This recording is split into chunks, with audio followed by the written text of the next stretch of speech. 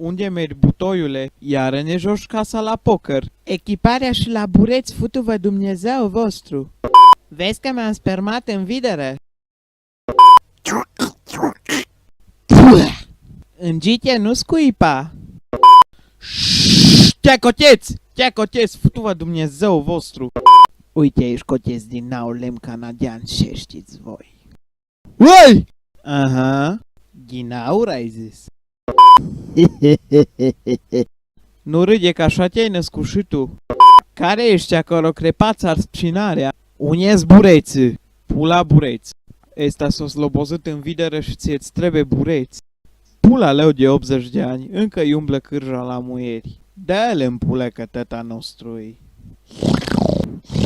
Să vedeți ce bătaie vă luați voi că n-ați adus bureți acasă.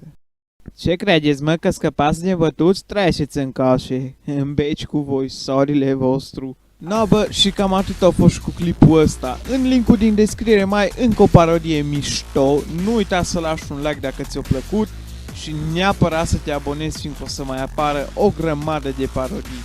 Noi ne vedem data viitoare. Pa!